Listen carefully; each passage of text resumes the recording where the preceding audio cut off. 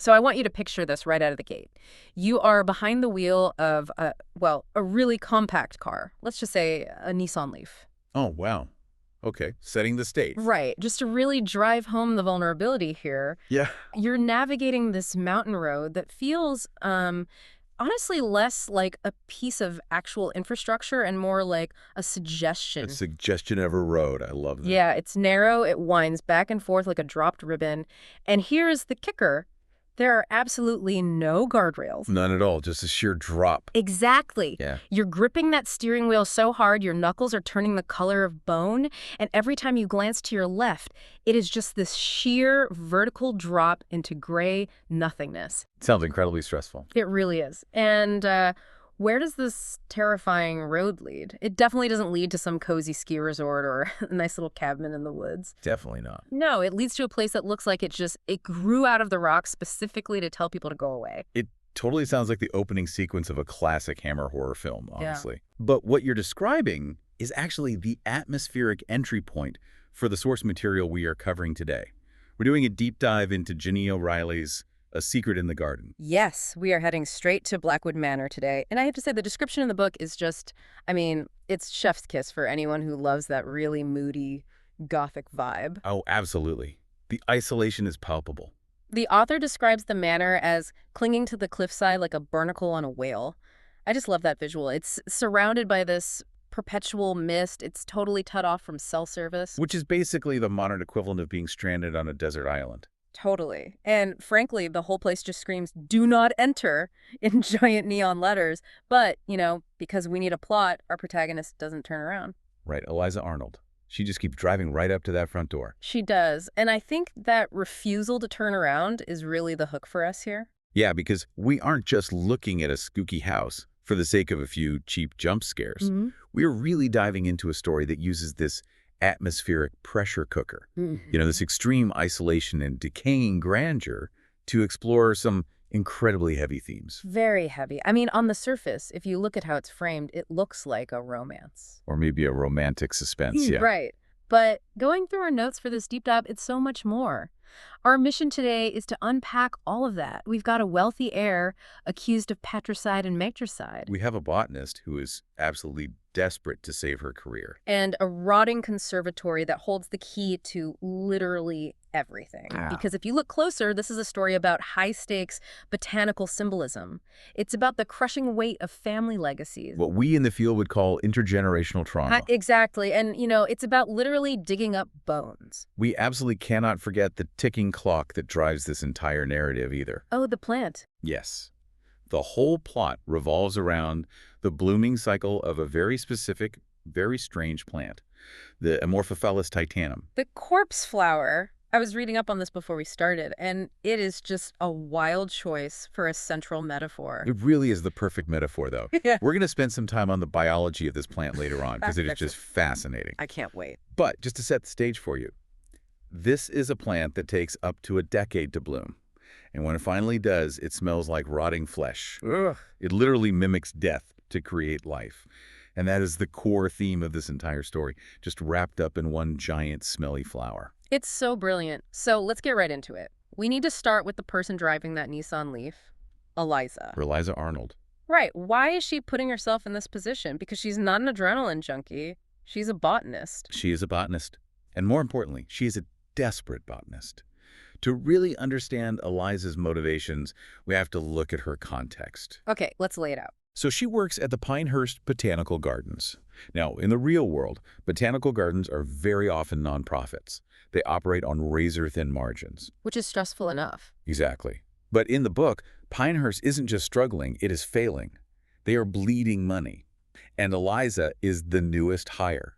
She is the low woman on the totem pole. She knows for a fact that if the budget gets cut, she is the very first one out the door. And for her, losing this job isn't just about losing a paycheck. It feels entirely existential. It does. She needs a miracle. Specifically, the source text mentions she needs a $250,000 donation. That is huge. Huge. Plus, she needs rare plant propagations to save the gardens and secure her own future. That is a massive burden for a 25-year-old to carry. Yeah, that's a lot of pressure. But her desperation isn't just professional, and this is where her psychological profile gets really interesting. Eliza is what we might call enmeshed with her mother. Oh man, the mother, Loretta, we really have to talk about her because she is, well, she's a lot. She is the dictionary definition of a helicopter parent who just never landed. Never landed. That's perfect. We learn really early on that she tracks Eliza's phone. Which is so invasive. Completely. If Eliza doesn't answer a text or a call within 20 minutes, Loretta just starts calling repeatedly. Or worse, she'll call Eliza's landlord to go check on her. It's a total surveillance state. It's suffocating. It really is. There is this specific line in the book that really stuck with me when I was reading. Eliza is psyching herself up to meet the terrifying Jasper Blackwood. Right. And she thinks to herself that his coldness can't possibly hurt her because she is already dead with frostbite. Wow. Isn't that such a bleak self-assessment? It's incredibly telling. It suggests she is operating in a profound state of learned helplessness. She has been so beaten down by her mother's emotional control that she's almost numb to normal intimidation tactics. Yeah. She's been conditioned over years to just accept high-stress emotional environments as her baseline normal. Which is so ironic when you think about it, because that exact numbness is what allows her to walk right into the lion's den. Exactly. She's heading to meet Jasper Blackwood, who the locals call the Dark Prince of Pinehurst. And the rumors about this guy, they are not good. Calling them not good is quite the understatement. Fair. The local lore is that when Jasper was 15, he pushed his parents, Hester and Darius, off the cliff right behind the manor. Patricide and matricide. Yes. That is the label he has been wearing for a decade. And he hasn't exactly hired a PR firm to fix his image, has he? Quite the opposite, actually. He leans into it hard. He runs Blackwood Industries. Now, the background here is pretty interesting from an analytical standpoint. Let's hear it. So it started as a knife company called Bladecraft. But over time, under Jasper's management, it expanded into this massive conglomerate that manufactures weapons and industrial rope. Weapons and rope. Right. So purely from a semiotic standpoint, look at what he produces. Blades to cut and rope to bind. It's highly aggressive, but it's also about restraint. Wow, I didn't even put that together. That's so symbolically heavy. And visually, he totally fits the bill, too. He's got this jagged scar right across his face. He lives in a literal fortress. He hates people. And when Eliza finally manages to get into his office, which is a total feat in itself, what is he doing? He is literally burning a letter. Yes.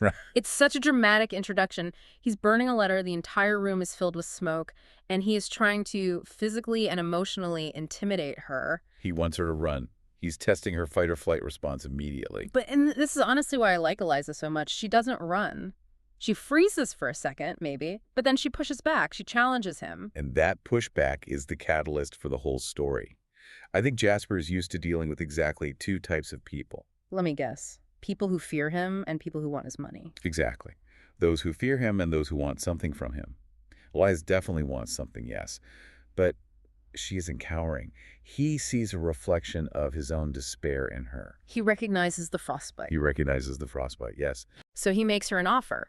But it's not a normal professional contract. It's what I would call a total deal with the devil setup. It is an impossible task.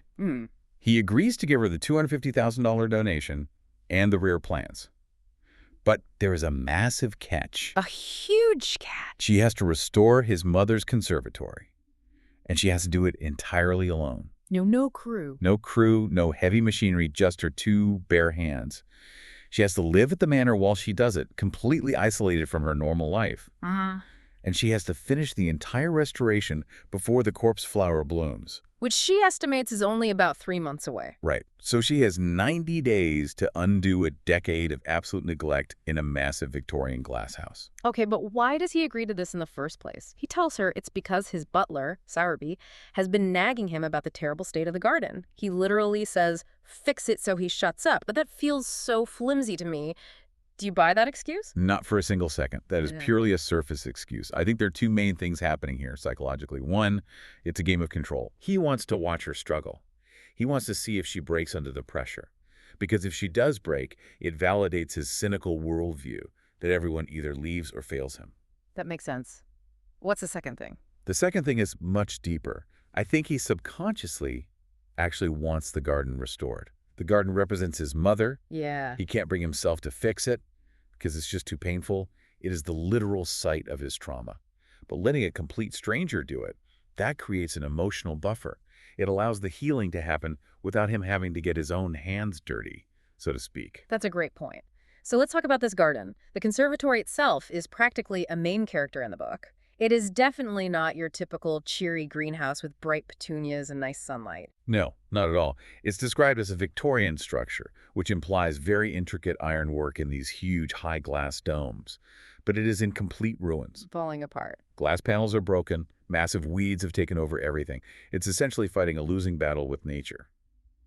The design of the garden, however, is specifically Gothic. Yeah, the source material mentions that Hester Blackwood, Jasper's mom, was the one who designed it. And her taste was very unique. There are lots of black plants. Black hellebores, black bat flowers. It's incredibly moody. It's a full-on goth garden. Which is actually a real aesthetic in gardening circles. It focuses heavily on dark foliage, these really deep purples and reds that appear black, and stark visual contrasts.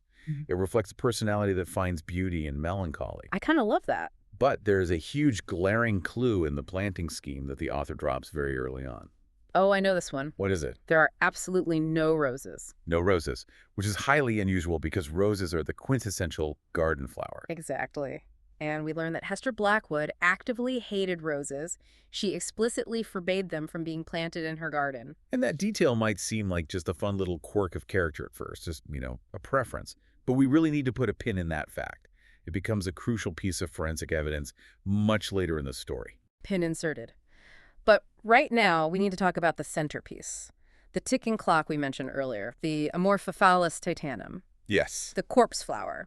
I really want to deep dive on this for a second because it is just such a weird organism.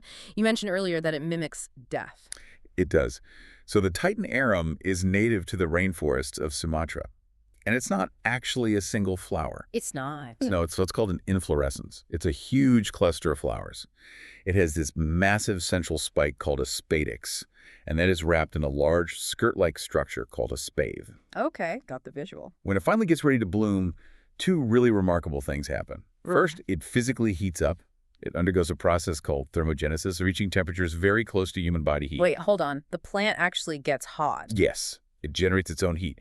It does this to help volatilize or essentially spread out its scent into the air. Oh, no. And that scent is composed of some very specific chemicals, things like dimethyl trisulfide, isovaleric acid, and trimethylamine. Okay, I have absolutely no idea what those are, but they sound really nasty. You actually do know them, even if you don't know the names. Dimethyl trisulfide is the exact chemical responsible for the smell of Limburger cheese and rotting onions. No, gross. Isovaleric acid is the smell of sweaty socks. Stop. And trimethylamine is the scent of rotting fish. Oh, that is so lovely. So it's basically a beautiful bouquet of sweat, rot, and old fish. Precisely. And it does all of this for a very specific evolutionary reason. It needs to attract carrion beetles and flesh flies, which are its primary pollinators. It tricks these insects into thinking there is a dead animal nearby, so they will crawl deep inside and pollinate it.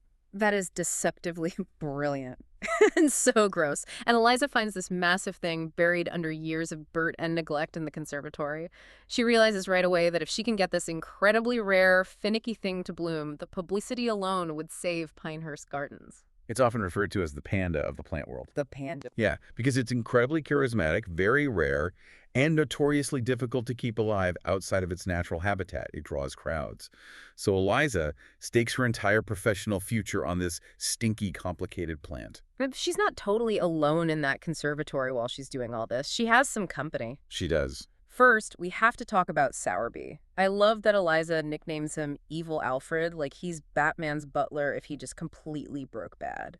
Sowerby fits a very classic archetype in Gothic literature, the gatekeeper. Yeah? He's the butler, yes, but he's also the former head gardener for Hester Blackwood. So he knows his stuff. He does. He knows exactly where the bodies are buried, both literally and metaphorically. He's incredibly grumpy, fiercely protective of Jasper, and he just seems to pop up out of nowhere to scowl at her. He's definitely judging her every move, but as the story progresses, you start to realize he's also, I don't know, kind of helping her. in a very begrudging, silent way. He's testing her, much in the same way Jasper is. He wants to know if she actually respects the garden. And once he sees that she does genuinely care about the plants, that she understands the soil and the work, his attitude shifts slightly. He becomes a very reluctant ally. Right. But Sowerby isn't the only one watching her in the glass house. We have to bring up the supernatural element here. Ah, yes. The ghosts. The ghost, Yeah. the woman in red. This element really pushes the book out of just romantic suspense and straight into the realm of magical realism or even full Gothic horror.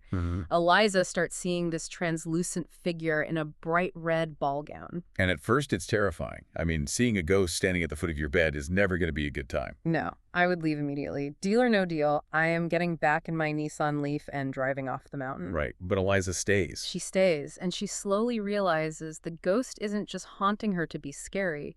She's actually leading her somewhere. The ghost acts as a guide. In traditional folklore, spirits very often remain tied to a place because of unfinished business. So this ghost leads Eliza to specific spots around the conservatory. And the most significant one is a patch of dirt, where Eliza uncovers a buried golden locket. This locket is wild. Eliza digs it up, and the source text explicitly says it is physically warm to the touch. It is literally heating up in her hand. Yes. She opens it, and inside there's a picture of Hester holding a baby Jasper.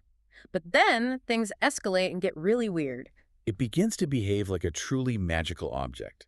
At one specific point, a literal dove flies straight out of the locket. A live dove. A live dove. And later on, a rose grows directly out of the metal and physically pricks Eliza's lip. Okay, let's unpack that. Because a dove and a rose, those have to be symbols, right? They are heavily symbolic. The dove usually represents peace or sometimes the release of a soul. The rose, as we know from the garden rules, is a very complicated symbol in this particular family. Yeah. But if we look at the locket's actual function in the narrative, it's a communication device. It's what parapsychologists might call a psychometric object. What does that mean? It's an item that retains the emotional energy or the history of its previous owner. It is the only way the spirit of Hester can breach that massive wall of silence and denial surrounding the manor. It's almost like a spectral game of hot and cold. The locket heats up when Eliza gets near a clue. It is literally forcing her to play detective. And Eliza is so resistant to it, she keeps telling herself, I am just here to garden. I am not Nancy Drew. I don't want to solve a murder. She just wants her plants. Exactly. But the locket does not care what she wants. It physically burns her if she tries to ignore the truth. It all connects back to this core idea that the land itself, the soil, the artifacts buried in it, actively wants the truth to be known. You cannot bury family secrets forever. Eventually, the earth is going to spit them back up. Which perfectly brings us to the developing situation between Eliza and Jasper. Because while she is getting burned by magical lockets in the dirt, she's also getting much closer to the man everyone in town swears is a brutal murderer. It's a very classic slow burn romance arc. It heavily utilizes that popular grumpy and sunshine dynamic, but layered with so much more trauma. So much trauma. Jasper starts off incredibly cold. He is playing the dark prince role to the hilt. But as he watches Eliza work day in and day out, the dynamic begins to shift. He sees her tenacity. Yeah. She is not afraid of the dirt. She's not afraid of the hard work. And eventually, she completely stops being afraid of him. There are these really small moments of care that start to crack the ice between them. Like he gives her a phone with actual cell service because he realizes her mom is driving her completely crazy. He does. He steps in and defends her when Sowerby gets a little too grumpy. But my absolute favorite moment in their whole relationship development is when Eliza flips the script on him. She tells him that he is a plant. I love this metaphor so much. It is so specific to her worldview as a botanist. It is. She tells him he's prickly and that he looks completely dead on the outside, but that his roots are growing stronger underground. It sounds like a weird insult to a normal person. Right. But to a botanist, having strong roots is literally the only thing that matters for survival. She is telling him that she sees his profound survival instinct. She recognizes that his isolation isn't just emptiness or cruelty. It is a calculated strategy to stay alive in an incredibly harsh emotional environment. And Jasper reciprocates, but he does it in his own language, the language of plants. He gives her a ghost orchid. The Dendrophylax lindeni. Now, we talked about the corpse flower earlier, but the ghost orchid is fascinating in a completely different way. Tell me about it. It is a leafless orchid. It basically looks like a tangled mass of green roots clinging to tree bark. and the flower itself seems to just float in the air like a white ghost, and it is notoriously difficult to cultivate. Why is it so hard to grow compared to other orchids? Well, it's an epiphyte. That means it grows on trees, not in soil. It requires very high humidity and completely stagnant air. And because it has absolutely no leaves to photosynthesize sunlight, it has to rely on a complex symbiotic relationship with a very specific type of fungus just to get energy. Right. It is fragile, it's rare, and it's incredibly beautiful. So by him giving her this plant, he's not just giving her a pretty flower like a normal guy would give a bouquet of roses. He's handing her something that requires immense skill and attention to keep alive. Exactly. It's a huge gesture of respect. He calls it a bonus for her work. But the subtext is glaringly clear. He's saying, I see your talent, and I trust you with something very fragile. That's so romantic in a very nerdy way. It is. He also tells her explicitly that he wants her to stay at the manor because she wants to stay, not because she is contractually obligated to. He deeply values her autonomy, which is something her mother never, ever did. Oh, that contrast with her mother really comes to a massive head in the middle of the book. Her mom manages to call her and outright accuses her of sleeping with Jasper. It's a really nasty, controlling phone call. And it serves a very important narrative purpose. It brilliantly highlights the difference between their two families. You have Eliza's mom, who is physically present and constantly hovering, but she is emotionally abusive and highly controlling. Right. And then you have Jasper's parents. They are physically absent and presumed dead, in fact, but their legacy is completely controlling his entire life. Both of these characters are entirely trapped by their parents, just manifesting in different ways. That is such a good point. And Jasper actually opens up about that sense of abandonment right after she has that phone call. He admits to Eliza that he truly believes his parents left him willingly. Or, honestly, even darker, he thinks his behavior drove them away. This right here is the absolute core of his pathology. He believes on a fundamental level that he is inherently unlovable. He thinks his parents looked at him, at his 15-year-old self, and consciously decided, we would rather disappear forever than have to be with you. He says something to her like, hate is easier than grief. That is a profound psychological defense mechanism. Think about it. If he hates them for abandoning him, he gets to be the victim. He gets to be angry. And anger is a very energizing emotion. It keeps you moving. But if he accepts that they might have died, or worse, that they actually loved him and didn't want to leave, then he has to feel the overwhelming grief of that loss.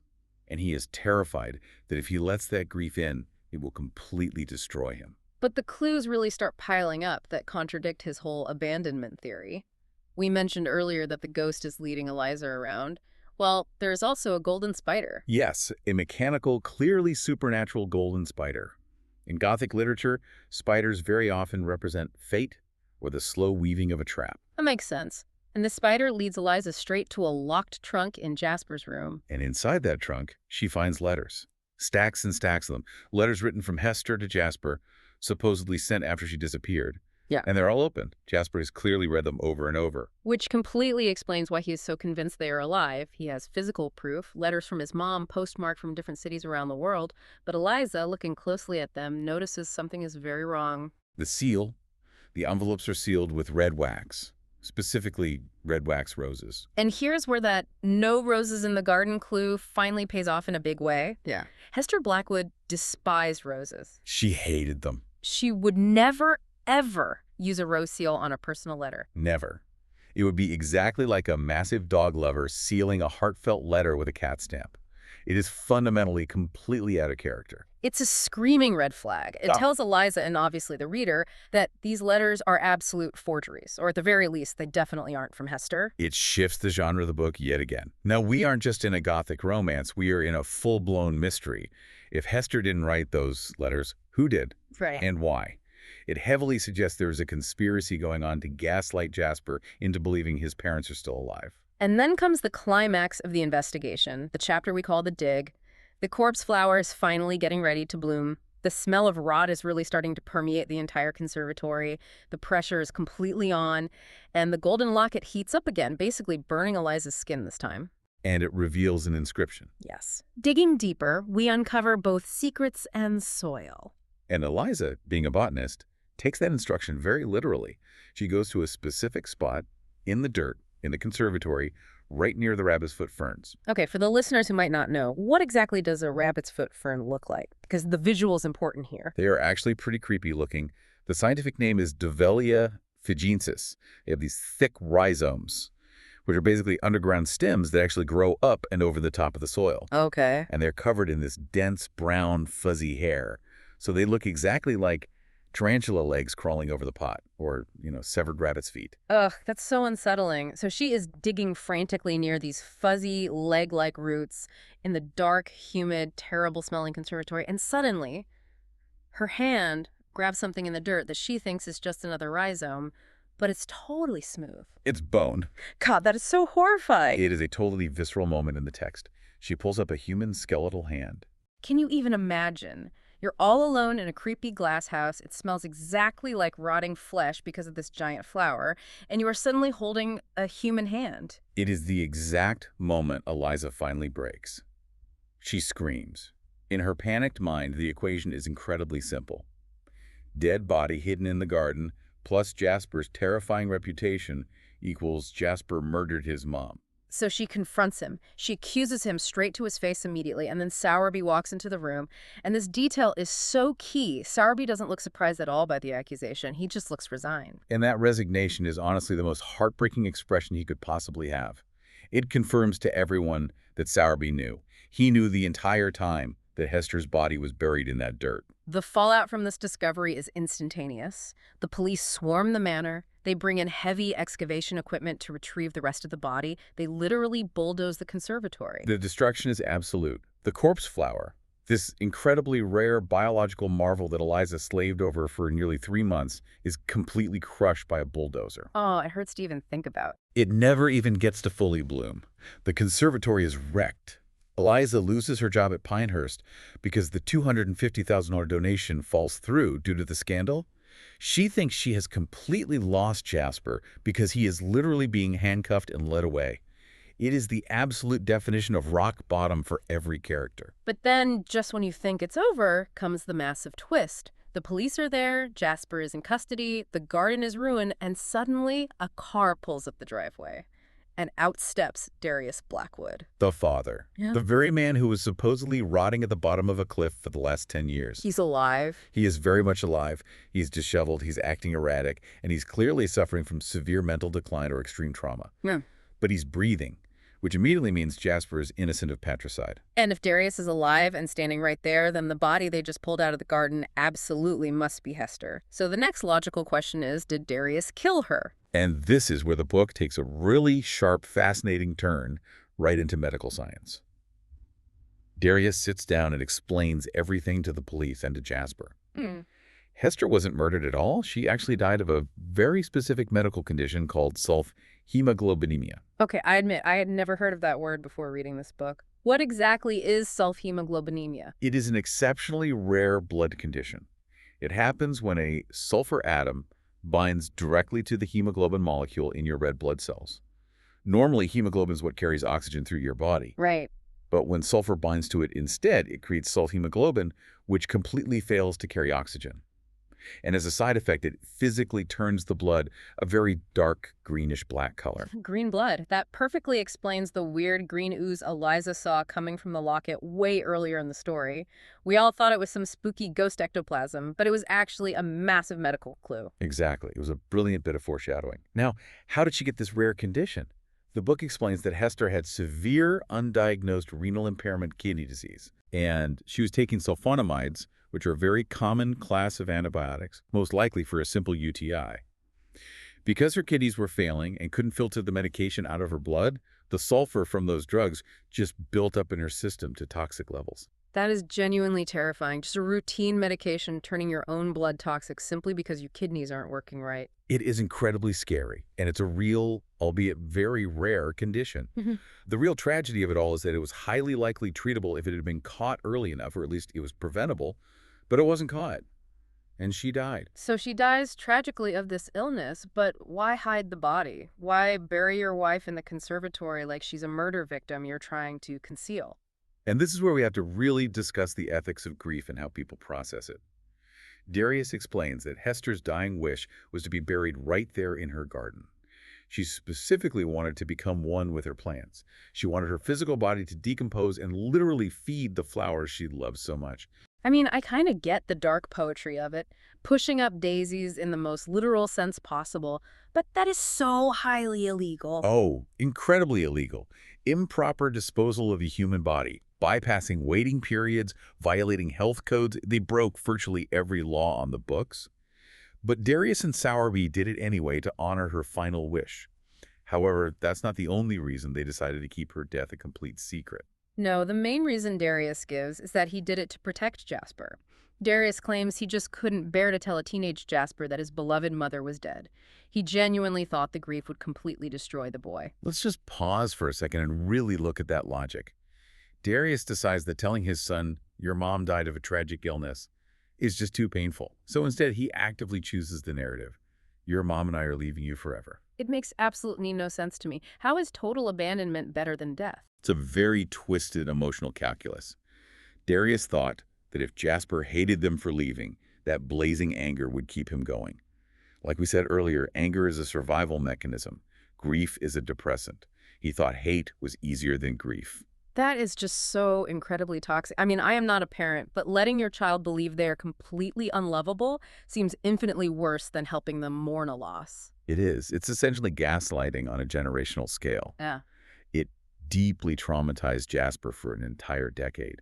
He built his whole adult identity around the core idea that he was rejected and worthless. And Sowerby stayed behind to watch over him, but he was entirely complicit in the lie. Right. He honored Hester's dying wish and he followed Darius's orders, but he did it at the extreme cost of Jasper's sanity. Sowerby really is a tragic figure in all this when you step back. He's the silent guardian, sure, but he's also the cruel jailer of the truth. He was completely stuck between his loyalty to the parents and his care for the son, and he ultimately chose the parents' secrets. And what about the letters? The ones with the red rose wax seals? That was Darius writing them. That was Darius. He was desperately trying to maintain the illusion that they were both alive and traveling the world. But in his deep grief, or perhaps his descending madness, he completely forgot the crucial detail about Hester hating roses. Or maybe he just used whatever wax stamp was at hand in whatever town he was hiding in. It was the one major slip-up that eventually unraveled the entire decade-long lie. So finally, the truth is fully out. Jasper is exonerated of all the horrible rumors. The police autopsy quickly confirms natural causes. The green blood proves the self-hemoglobinemia beyond a shadow of a doubt. But the conservatory is still completely destroyed. And this brings us nicely to the final major theme of the book, restoration. Jasper is cleared, and he immediately hires a massive professional crew to rebuild the conservatory. He has unlimited money, so he gets the entire thing done in 2 weeks, a job that would have taken Eliza months. But Eliza doesn't go back to being a botanist. This genuinely surprised me at the end. She fully quits botany, after all that intense effort and stress to save her job at Pinehurst. She has a major realization. She realizes that her entire career was just another form of trying to please her parents. Yeah. She only became a botanist in the first place because her parents were strict environmentalists. It wasn't ever actually her dream. Her true dream is art. She becomes a painter. And her choice of subject matter is fascinating. She paints striking images of women in flowing red dresses, physically growing out of flowers. It's Hester. It's Hester, yes, but it's also Eliza herself. It is a beautiful synthesis of the trauma they went through and the beauty they found. She's actively processing the ghost, the ruined garden, and her own personal growth through her art. And Jasper, in a move that is just pure romance novel gold, secretly buys her very first major painting at a gallery for $50,000. That is a very, very nice boyfriend move. Just, I fully support your art, and also here is a massive down payment on a house. But before they settle down, they have one final, very important task to do. They have to reinter Hester's remains. Yes. They decide to put her cremated ashes right back in the conservatory. It's where she truly wanted to be. But this time, it's done out in the open, it's respectful, and it's not a dark secret. And here is where the magical realism element comes back one last time. When they place the golden locket down into the ashes, it pops open on its own. And inside the locket, there isn't a picture of baby Jasper anymore. There's a glowing green seed. A literal magic seed. Where did it even come from? We don't really know. It's presented as the final gift from the other side. They take this glowing seed and they plant it right in the empty patch of soil where her body was originally found. And then months later, it finally blooms. But it's not a stinky corpse flower this time. No, it's an entirely unique, impossible plant. It has these beautiful heart-shaped leaves and dark red petals that are heavily veined with black. It is the perfect hybrid of Hester's dark Gothic aesthetic and the deep love she had for her family. And the smell. This is the specific detail that really got me at the end. It doesn't smell like rotting fish or sweaty socks. It smells exactly like Chanel No. 5. Hester's signature perfume. Exactly. It signifies absolute peace. In human psychology, olfactory memory, our sense of smell, is the strongest link we have to the past. By smelling like your favorite perfume, the plant is essentially telling Jasper, I am still here, and I am finally at peace. The garden has completely transformed from a place of hidden death, a literal unmarked grave, into a beautiful place of living, breathing memory. It really is a beautiful ending. Eliza finally finds her own voice and stands up to her controlling mother. Jasper completely forgives his father, which is a massive step for him. And Sowerby can finally just retire from being the heavy keeper of family secrets. It perfectly circles back to the metaphor Eliza used earlier about Jasper being a plant. Growth isn't always linear. Sometimes a garden has to be aggressively weeded, tilled, and even completely burned down or bulldozed before it can truly bloom again. The old conservatory had to be physically destroyed so it could be cleansed of the lie. And that final image of the rebuilt conservatory at night, glowing with these strange magical plants, it really just sticks with you long after you finish reading. It does. It reminds us that even in the most neglected, rocky, difficult soil, even on a terrifying cliff edge with absolutely no guardrails, life can always find a way to take root. So here's a final thought to leave you with today. We know the locket was a conduit for Hester's ghost, but that final glowing seed, was that just nature finding a bizarre way to adapt, or was it a literal piece of Hester's soul manifesting as biology? Does the garden now literally hold her spirit, or just the memory of her? You know, in the world of Blackwood Manor, I really don't think there is a difference between the two. I think you're exactly right. Well, thank you so much for joining us on this deep dive into A Secret in the Garden. It was an incredibly wild ride up that mountain, but I'm really glad we made it. Always a pleasure to dig in the dirt with you. See you next time.